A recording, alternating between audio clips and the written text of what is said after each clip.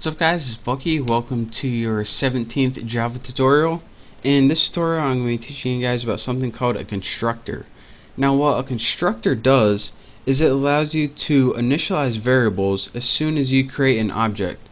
So for example, whenever you created this variable right here, as soon as you created your object, let's go ahead and do that right now. Tuna, let's make one called tuna object like before, equals new tuna, and of course we had empty brackets. As soon as we did that and tried to use our object, such as tuna object saying, and what we would do if we ran this, it said your first girlfriend is null, and this would be because whenever we try to use girl name, it didn't have a value yet. Well, what a constructor allows you to do is give this variable a value as soon as you create your object. So let me show you guys how to make a constructor, and then I'll talk you guys through it one more time exactly what it does. Now, how you make a constructor is pretty much exactly how you make a method. The only difference is the method's name has to be the exact same thing as the class name. So let's go ahead and write public tuna, and as you can see, since we're working in a class called tuna, a constructor method has to also be called tuna. So let's go ahead, and what I want this to do is assign a value to this string variable girl name. So let's go ahead and write string name, of course, and I'm gonna have this do the exact same thing as this set name did. So girl name equals name. The only difference is, instead of having to call the set name method, we can just do it all as soon as we create our object. So let's go ahead, and now we have a constructor object that we're gonna, well, let me just show you guys what it does. So instead of before, whenever we use empty parameters right here, we can use those parameters to pass an argument such as Kelsey. Now let's go ahead and run this, and it says your first girlfriend was Kelsey. So that is really a simple way of how you can use a constructor. Let me talk you guys through this one more time, and then I'll show you guys another neat little trick.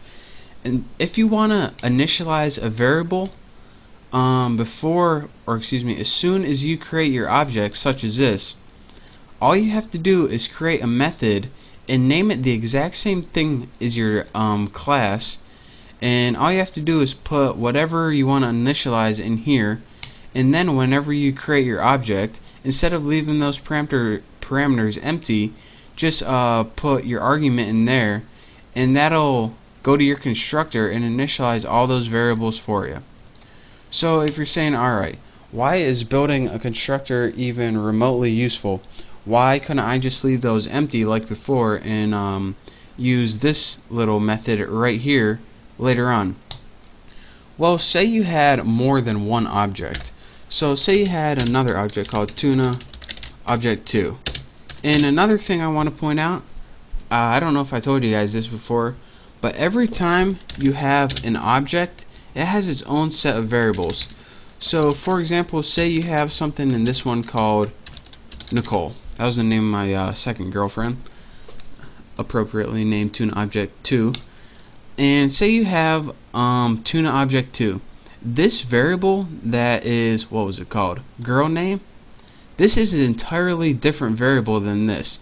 These two objects, they can't see each other's variables. So that's the kind of beauty of creating an object. It gets its own set of variables. So now this object can have output saying, and now you can also have a saying for tuna object 2, not 21, saying, and let's see what this one does right here. It says your first girlfriend was Kelsey, your first girlfriend was Nicole. So let me give you guys a rundown one last time. The first thing you did is create a constructor, and again you did that by naming a method the exact same thing as a class. What this constructor allowed you to do is allowed you, as soon as you created an object, and we created two of them right here, it took that value and passed it into girl name. And from there you can just use a girl name anytime you want to use that object. So it used girl name, which was Kelsey, into an object, and girl name, which was Nicole, into an object 2, and passed it into the method saying for both.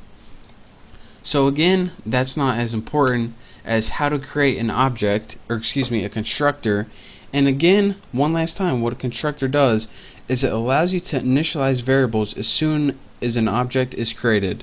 So that's your real quick tutorial on how to use a constructor and what it does, and we'll be coming across that later on, and it'll be get easier and easier as I'll show you guys how to use it in a more useful application. But for now, I just wanted to show you guys the basics. So thank you guys for watching. Make sure to subscribe to my channel.